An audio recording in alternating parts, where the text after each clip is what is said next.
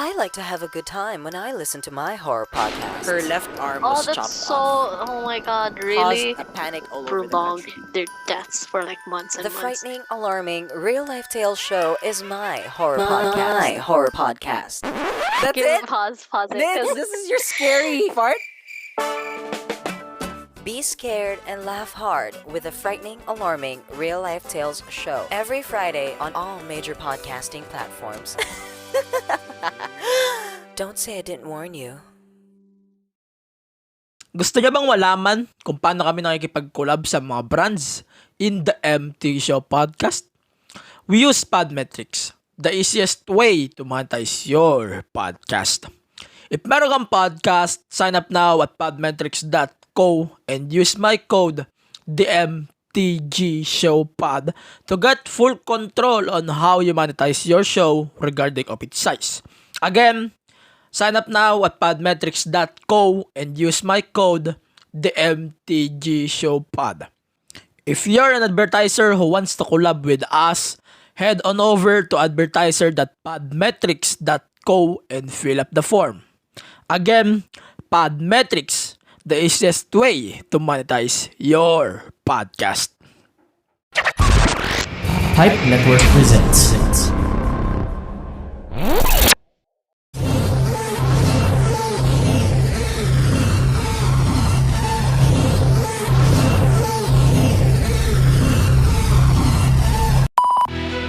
Welcome to your unfiltered Tagalog Wrestling Podcast.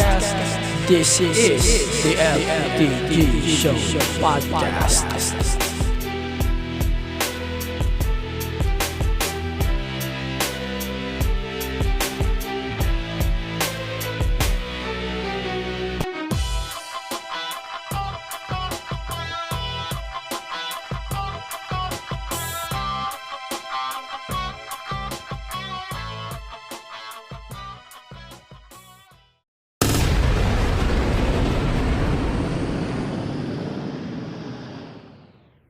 Hey, it's Friday, and you know what that means. Welcome to your unfiltered Tagalog Wrestling Podcast, and this is the MTG Show Podcast, a wrestling podcast. Diba nasa mood na ako? Sige. Ayan, so for this week's pod, we're going to talk about a lot. Kasi sobrang dami nangyari this week. Let's start with the Q1, of course, Human Climax Night 1, Night 2. Hindi natin masyado habaan yung recap. And then we got yung mga nangyari, of course, Raw, SmackDown, NXT, AEW, Dynamite, and yung ibang nangyari sa wrestling, especially the Dark Side of the Ring, Ric Flair, and yung ating predictions for this Monday's Extreme Rules na hindi masyado nakaka-excite. Sorry everyone kung in-heads up ko na agad kayo kasi ako, personal opinion, di ako na-excite sa pay-per-view na to. Kasi, number one, wala na nangyari na lahat halos sa Raw. Yung mga gusto natin mangyari, di ba? Sa future ito siguro ng event na ito. Wala na, nangyari na lahat eh. Hindi na siya mangyayari sa sa Raw o sa SmackDown. Kaya bago tayo mag-start sa ating episode ngayong linggo, it's gonna be a big episode nga pala for the podcast. So, bago tayo mapatuloy, I want to invite you guys na please use my podcast links. Of course, yung sa aking Shopee and Lazada. That's tiny URL. Mali pala. sorry. Binago ko na nga pala. So that's podlink.co/6gs for Lazada. And for Shopee, it's podlink.co/bhx. Again, that's podlink.co/6gs. And on Shopee, that's podlink.co/bhx. Also, you can use my link in, link or in, nakalimutan ko yung exact link. Link in that, basta, mamaya ko na nga i-explain. Pagkatagtaan ko na. Mamaya ko babasahin pag sure ball na ako. Basta abangan yan mamaya in the end of the show. So, mag-umpisa na tayo sa mga nangyari sa Dynamite. I'm not going to exaggerate everything kasi baka mamaya may hindi pa nanood tapos bigla ka na nakinig dito sa podcast. So, itong Dynamite episode na to is the biggest episode or show ni AEW since mag-exist itong promotion na to sa wrestling. And since then, hindi pa nakapag-deliver ng masama, I think. I mean na masama is yung sobrang sama. Hindi pa siya nakapag-deliver ng ganun ever since.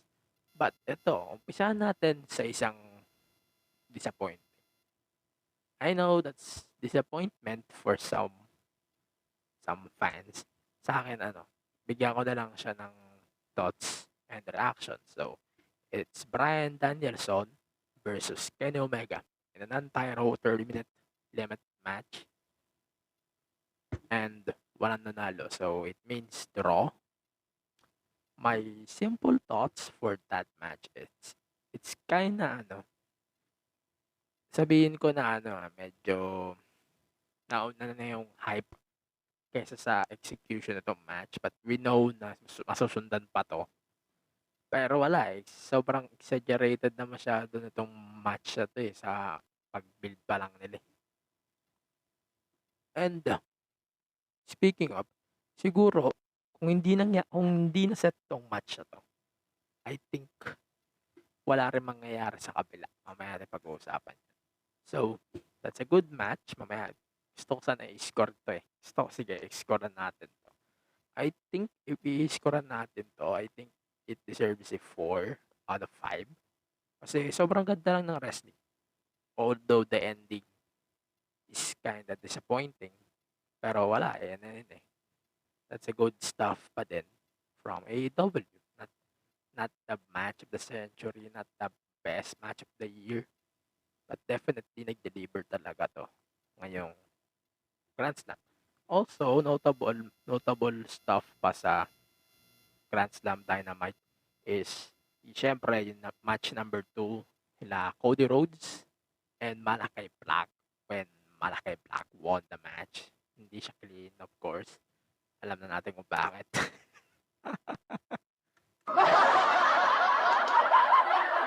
As expected, wala eh. Hindi kaya magpatalo ni Cody eh. Hindi, joke lang. Hindi natin alam kung bakit hindi ganun kalinis yung panalo ni Cody. But malay nyo kung ganun yung mangyayari sa setup. Mas feeling ko talaga may mangyayari pang isa o kaya sa pay-per-view, sa full gear. Feeling ko ganun ang magiging build-up nito eh. And then we got FTR versus Sting and Darby. Na si Sting, 62-year-old na pero mukha pa rin bata. Puta. Sobrang parang ginawang bata talaga ng FTR to si Sting. And props sa FTR kasi nasabayan talaga sila ni Sting. Sobrang natuwa ako on that match. That's a good stuff. And then the main event, Britt Baker versus Ruby Soho for the Women's Championship. That's a good match. Personal opinion. That's a good match. Personal opinion, I love the match. Although, di ako masyado nag-expect ng title change. That's why it's fine for me. Yun lang talaga sa akin. So, medyo kailangan natin mag-move on. So, we got a SmackDown. So, let's go on SmackDown. Medyo we need to, I like what I said.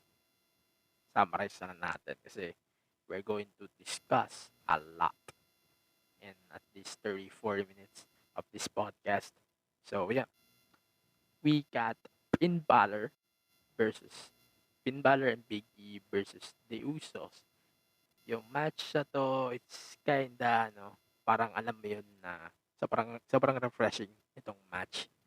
Although na Hindi na tayo mag-expect masyado ng mas mabigat pa o mas maganda. Kasi we know who they are. We know WWE na medyo mahilig sila mag-limit-limit. Ganun. But, this match, di tayo na-dismaya dito para sa akin. It's not a disappointment sa akin. And siguro, that's a good opener.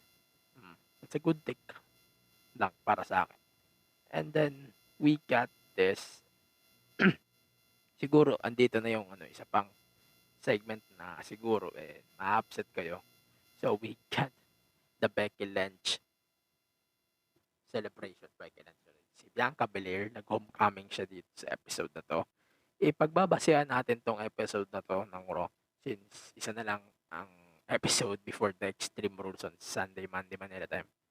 Siguro, itong kay Becky and kay Bianca, ito dapat yung binibigyan ng stipulation. Kasi alam natin na sobrang ganda lang ng build nila. They're building up Belair for the future and they need her para matalo siya ni Becky, para parang build up na they're going to build up Bianca slowly by being a former SmackDown champion. And kung yun ang logic siguro, mas maganda at mas dadagdagan pa yung accomplishment goal o accomplishments ni Bianca in that 1 year. So, basically, this segment is not the best segment that we have on this week's SmackDown, but kitang-kita na natin dito yung pagiging heel ni Becky. So that's why it's so good para sa akin. Ito also, dagdag na rin natin. Total na-discuss na natin ng Dynamite. Singit ko lang yung Rampage because this week's Rampage, bago yung Grand Slam din, that promo between Britt and Ruby Soho is so good. Panoorin nyo na lang sa YouTube. Libre naman yan o kaya sa ibang platform. That's a good shit. That's a good stuff para sa akin. And then, we got this Monday Night Raw. So, ayun, nag-kick off nga ang Raw New Day. Nag-kick off ang New Day for this week's Raw. And then, nag-tribute si Big E kay Brody Lee. We know. And then, parang alam nyo na hinipe na lang tong match 4-5 days before the event. The Extreme Rules, and I'm not saying it's bad. No. I'm not saying it's bad. But the problem here is mayroon kayong pay-per-view. Siguro, let's say na balansehin natin ang build-ups. Kasi nawawala sa focus yung pay-per-view eh. For example, Hell in a Cell. 2019, 2020. Yung mga 2020. Count natin. Hindi. 2019. Yun na lang ipapasok natin example. Daming sapaw, sunod-sunod yung nangyari doon. And dahil doon sa mga episode na yun, nasapawan ng Raw. So that's why I feel disappointed on that spot, on that match, on every match of this Hell in a Cell match or event in 2019. Although, kahit sabihin pa natin na may magandang match, wala nakaka-apekto kasi yun sa buong event. Itong scenario na to is just the same that we have dito sa Raw na to this week. So, ayun, nagkaroon ng match si 6-man tag. So, it's the New Day versus the Bloodline. We know kung ano yung nangyari sa SmackDown in assault ni Roman Reigns, si Big E backstage with the Bloodline, and then ayun, nag-set up ng 6-man tag. And pinaaga nila yung Survivor Series dito. Ganun parang response nila to sa AEW because we know AEW is AEW. Sa ganun. And then, ayun, nagkaroon na nga ng match. That's a good match in my opinion. And then definitely, that's one of the best matches ni Roman Reigns this year. I'm not saying na best match of his career ever. Siguro, sa career niya 2021, mag-agree ako ito yung isa sa mga best matches. And then, ayun, pagkatapos nga na itong match na to, of course, I'm not going to spoil everything. Bobby Lashley, lumabas si Bobby Lashley dito. And he speared everybody. Started from the New Day, and then SmackDown, Roman Reigns, and the Usos. And then later on, nag-set na yung triple threat, Big E, Roman Reigns, and Bobby Lashley that we're going to discuss later in the show. And then, ayun, nangyari na rin ulit yung Doudrop versus Iba Marie. So, as expected,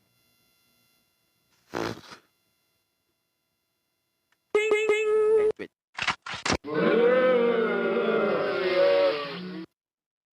Yan.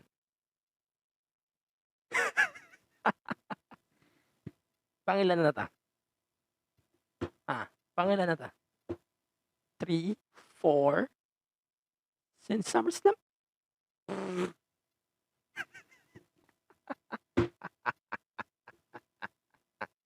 Sorry everyone. Sobrang I'm sick of this feud, people. Parang free time na lang to eh. Bakit nandito pa tong match? Sorry guys, yun talagang impression ko. Why this match exists at all? Awan. Para lang ma-feel yung 3 hours? People. Kaya hindi umangat ang WWE because of this stuff. Sa tingin natin, importante pero sa fans hindi. And, fuck. Dami ko nang sinasabi. But, at least, wala na si Iba Marie sa side ni Doudrop. That's a good stuff. But, also, we need to emphasize na Doudrop pa rin ang pangalan niya, not Piper Niven. God damn, na-miss ko bigla yung Piper Niven. And then, also, I wish if Doudrop makisama na siya sa women's division and she can beat everyone anytime and anywhere. No, diba? Parang ganun eh. And then also, speaking of women's division, so we got this Shayna Baszler and Nia Jax split up na nag-lead na siguro sa isang match. And Shayna Baszler turned for good on Nia Jax. We don't know if this is a confirmed heel turn. Sobrang mess. Ito, sabihin natin. Sobrang mess ng run na to, ng feud na to so far. But this way of building Shayna again is kinda interesting. And I can say na sobrang ganda ng execution nito. Parang sa tingin ko, itong pagre-rebuild nila kay Shayna is the only way to introduce a new challenger kay Charlotte or Lexi. In this case, baka mamaya manalo kasi si Lexi.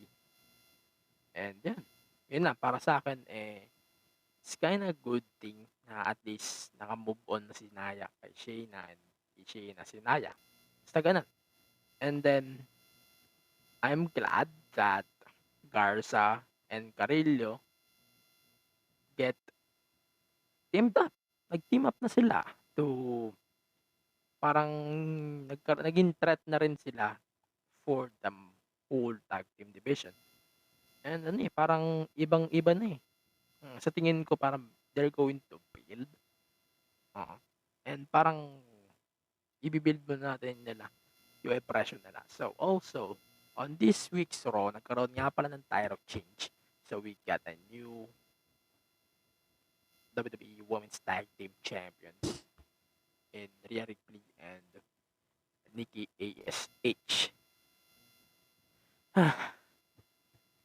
Magrarant na naman ba ako? ayoko na magrant. Basta I'm going to say this. Justice to Shayna. Justice to Shotzi and Tegan Knox. Kasi di pa na rin nila nakukuha yung shot. Sobrang, Jesus, ayoko mag-rant. Ayoko masyadong mag-rant. Kasi parang ayoko. Eto, yung team up na to was the right decision. Winning the tag titles is the best decision. But, sobrang forgettable eh. Isipin mo, Natalia and Tamina holding the titles like ilang months yan? Siguro 4, 5, 6 months? And hindi ko man lang natandaan na sila yung champion for the record. And until I realized that on Monday, Naya and Tamina will defend the titles against Rhea Ripley and Nikki ASH. Nikki ASH. Wala eh. Parang forgettable na sila sa paningin natin. Diba? Also, may I add, I love the Jeff Hardy bonus round here. Kasi ang dami nagreklamo on Jeff Hardy's role after he became a 24/7 runner. Para sa akin, being a 24/7 runner is kind of okay para sa akin. Kasi safe ka na eh, kahit pa paano. Hindi ka mababump. Everything, tatakbo ka lang, makikigulo ka lang. That's fine. Tingnan mo si Jinder. Mahal. Si Kane. Former WWE champion. And parehas sila naging champion, I think, in some occasions. And still, ayun, parang nagkaroon ng big name yung 24/7. Hindi lang iikot kay sino-sino man, kina R-Truth, kina Tosawa. Hindi lang dapat sa kanila iikot yun. Putting Jeff Hardy on that 24/7 championship, in my opinion, is a plus. But people hated it. Ayaw ng tao. Hindi rin natin sila masisisi kung ayaw nyo, di ba? Ganun lang yun eh.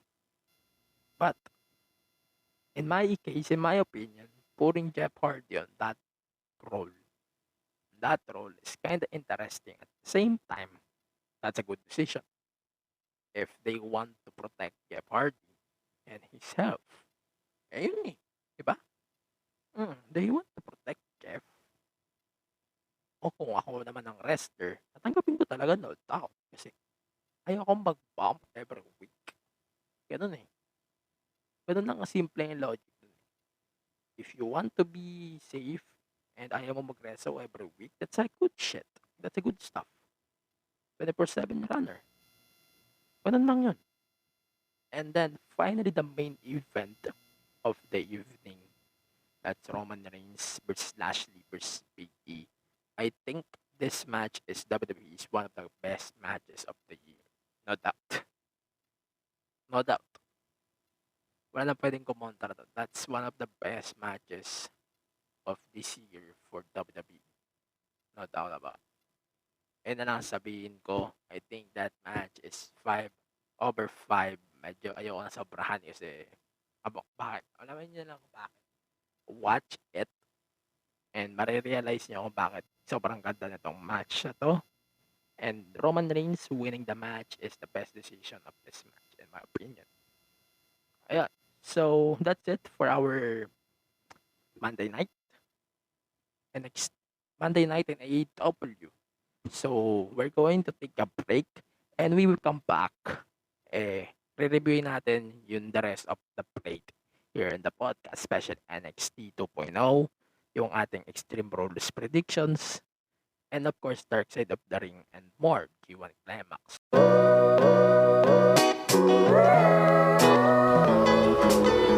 For the latest news sa pop culture at social media bardagulan, samahan nyo kami. Ako si Marga. Ako naman si Bullet sa pinakamasayang comedy current affairs podcast sa balat ng Spotify, Apple Podcast at Google Podcasts. Mad in Manila. Oh, O, dalawang chismosa na lang, lalarga na! Ay, manong kami!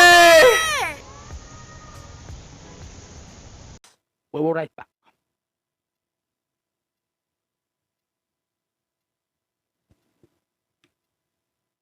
Ayun. So, we're back after that short break. So, yan. Di na ako mapapatagal masyado. Let's start with NXT 2.0. Ayan, so medyo simple na lang natin. Ano. So, nag-start itong match, itong show with Ciampa in the ring. And then, ayan, parang sobrang ganda ng spot na brawl. Lahat ng future. And dagdag mo pa sila pitan. That's a good shit. Mm. That's a good stuff. And sa tingin ko, the stars are bright. Doon, especially sa mga bago eh. Diba? Ganun eh. Mm. Sobrang chaotic itong opener ng NXT 2.0. And I love it. And then, we got another title change on this week's NXT 2.0. So we got Roderick Strong winning the 2024-7 today. The NXT Cruiserweight Championship from Kushida. So, his win is, I can say he deserves it, but I love how he won it. Not that. I love how he won the title. Distractions, and that's a good shit. That's a good match. Watch it. Pero ayan, maraming recommend siguro sa inyo itong match na to. If you want to watch a quick 15, 30, 20-minute match, that's a good stuff. Panoorin nyo na lang tong Kushida versus Roderick Strong match. Hindi nyo makakalimutan. And then, we got this. Wala na ako masyadong ano yun. So, we have to take note that Dante Chen, the first Singaporean wrestler na nag-step sa NXT or sa WWE, is now on NXT 2.0. Congratulations, by the way, kay Dante Chen. And I wish talaga na may Pilipino na rin na mag-step on that WWE. Pure Filipino. And then, we got this main event. So, it's Ciampa and Braun Breaker versus Pete Dunne and Rich Holland. That's a good tag match. I'm not going to say that's a good shit match, but definitely na parang binibuild talaga nila si Braun Breaker on this match. And hindi ako magrereklamo because I love it. Na parang binibuild nila lahat eh. 'Di ba? Binibuild nila yung old stars, nagbibuild sila ng new stars. And that's a good stuff, 'di ba?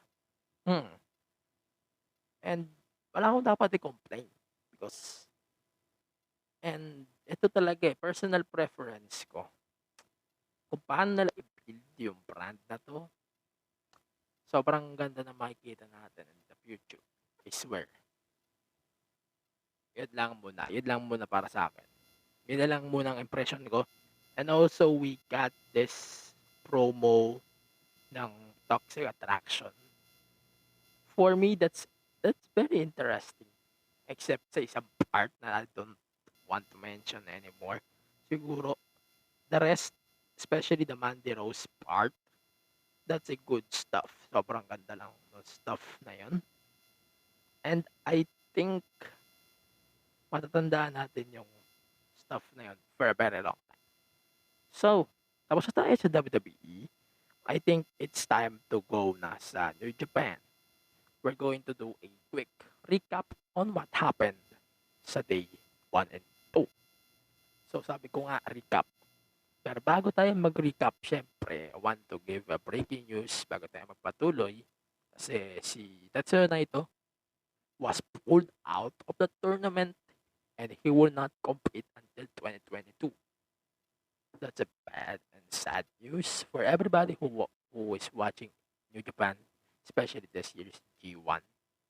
So, ang nangyari dito is lahat ng kanyang makakalaban on this whole tournament will get 2 points.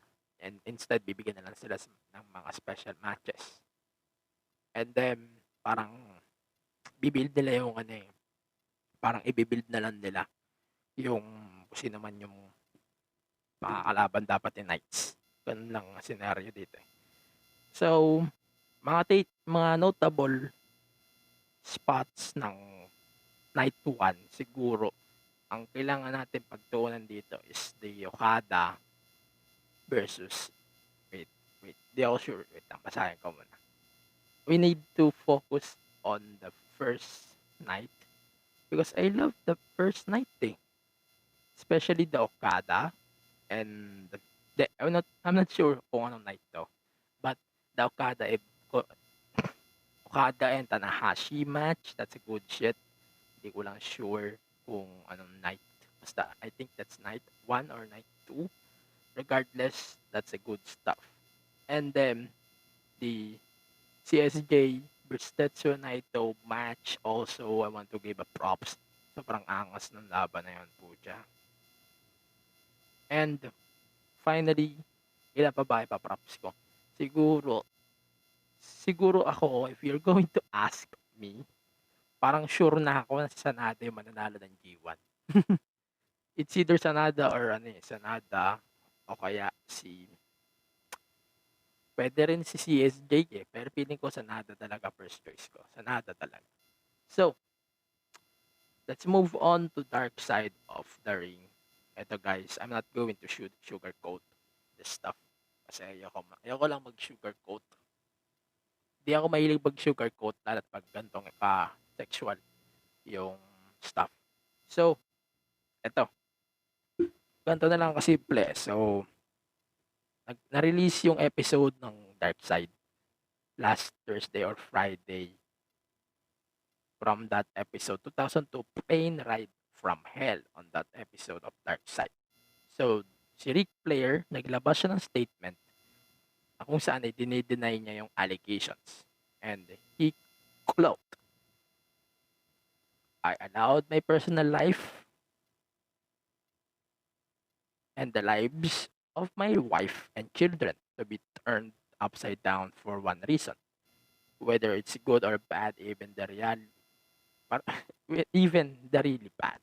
The truth has to matter even in wrestling. My issues has been well documented over my 40-year career. The impact of drinking too much, which is nearly killed me 5 years ago, has been told time and time and time again. The reason blah blah blah blah blah blah. I'm not going to read that stuff. Read nyo na lang, basahin nyo na lang. Basta, yeah, that's the statement. Maraming nilabas na statement si Rick. I think that's a 4-page statement. And I feel bad for everyone who stands Rick, in my opinion. Siguro, at this moment, nagbago na talaga yung opinion niya kay Ric Flair. Ewan ko na lang. Ayoko na masyadong sugarcoat tong stuff.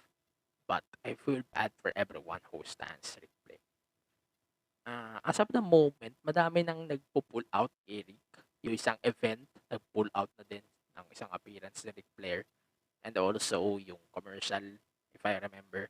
And also, WWE, pinull out na rin nila si Ric Flair sa kanilang banner or sa kanilang intro. Daming stuff na sinabi si Rick. But I'm not going to do that. I'm not going to read that stuff anymore. So also, another notable stuff is Tommy Dreamer. Si Tommy Dreamer naman, nasuspend because of this episode ng Dark Side. So, sinuspend siya ng Impact. Ayan, so Dreamer was asked to leave effective immediately from the tapings last week of Impact because of making statements that were out of line with the company's core values. Impact Wrestling has not yet responds to TV Line's request for comment. Ayun, so parang connected siya sa episode niya. So, yung para sa context, para may ideya kayo, medyo I need to quote and quote kasi medyo SPG. So, every line I'm going to translate it in Tagalog para mas maintindihan nyo. So, eto nga yung episode na kung saan the Pride and 2002 that so intoxicated wrestlers na nag-brawl with each other mid-flight and reportedly harassed the flight attendants on that flight. It was during this flight that WWE Hall of Famer Ric Flair allegedly pulled one of his famous pranks. Ah, di na bago to kay Rick. And then, according to Tommy Dreamer and RVD, Flair stripped down one of his wrestling ropes and then nag-stroke siya on that airplane and iniswirl na yung kanyang penis like a helicopter as a running gag on his wrestlers. And blah blah blah. Sobrang para sa akin sobrang sakit sa flight attendant na yun. And sobrang it's either this that's a big disrespect. But kailangan natin malaman talaga kung ano yung tama sa mali. Kailangan tayo maglugar. Ganun lang yun. I'm not going to sugarcoat this part kasi ayoko masyado mag-sugarcoat. Di ako mahilig mag-sugarcoat, but I'm going to let you guys know and kung may thoughts kayo and reactions of that dark side of the ring, iwanan nyo na lang sa mga social media platforms ng podcast because I'm not going to sugarcoat this stuff anymore. Yun na. Wala na akong may sugarcoat dito. So, let's move on to our final segment. But before we go, we're going to take another commercial break. And we will come back. Tayo ay magpipredict na ng Extreme Rules and then our picks of the week. This is Mike and Ham from Please Pause. Meron kaming munting podcast where we talk about all things TV and film. And despite that, surprisingly, we are still married. Control freak ka kasi sa podcast na to. 30 seconds lang po ang meron tayo. Pakibilisan. From blockbusters to classics, superheroes to love teams, hit series to teleseries, join us as we have meaningful and meaningless conversations on the stuff we watched. Someday, mababago ka rin ang tagline na yan. Check out Please Pause on Apple Podcasts, Google Podcasts, Spotify, and other major podcast platforms. See you there! So, we're back. Ayun. So, ang bilis ng commercial no? Ayun. We're going to predict every matches ng Extreme Rules pay-per-view as of recording. Friday. So, Friday here in Manila. So, mag-umpisa tayo. So, the only Extreme Rules match as of the moment is Roman Reigns versus the Demon Finn Balor. Sorry, Finn, but I don't think you're going to win this match kasi may nakabook na din sa Saudi versus Brock Lesnar. Kaya I don't think na mananalo si Finn dito. Kaya it's gonna be Roman Reigns. And then the Becky Lynch versus Bianca Belair match for the SmackDown Women's Championship. It's gonna be interesting if Bianca will win the title back. But I think Becky will win the match. And the Damian Priest versus Jeff Hardy versus Sheamus for the United States Championship. Either way, kahit sino manalo, that's a good stuff for me. But I think Damian Priest will win this match and retain his championship. And then, Alexa Bliss to challenge Charlotte Flair for the Raw Women's Championship. Interesting if mananalo si Lexi. But feeling ko Charlotte to. And then the Usos versus the Street Profits for the SmackDown Tag Team titles. I think Usos pa rin to. Usos ang mananalo. And then the last match is Carmella versus Liv Morgan. As far as I know, they are building up a push for Liv Morgan. Kaya I don't think na matatalo siya dito sa match. So that's why I'm going to predict Liv Morgan. So, yun lang. Let me know your predictions for this Monday's Extreme Rules that will take place on Monday, Manila time. On our social media platforms, Facebook, Twitter, Instagram, Twitch, and on TikTok at the MTG Show Pod. So, it's time for our picks of the week. So let's start with our first star of the week. I think definitely week 35. Biggie talaga to. Obviously, si Biggie saved the week for wrestling last week. Definitely one of the saviors of this week's wrestling last week. And then the woman of the week, I picked both Ruby Soho and Britt Baker just because of their promo face off on Rampage. Kasi sobrang ganda ng face off nila. Panoorin nyo na lang sa YouTube, kagaya ng sabi ko. And then, the match of the week. Panood ko to personally. That's a Katsuchika Okada and Hiroshi Tanahashi from night 2 of G1 Climax 31 qualifying match, whatever kung man term nito.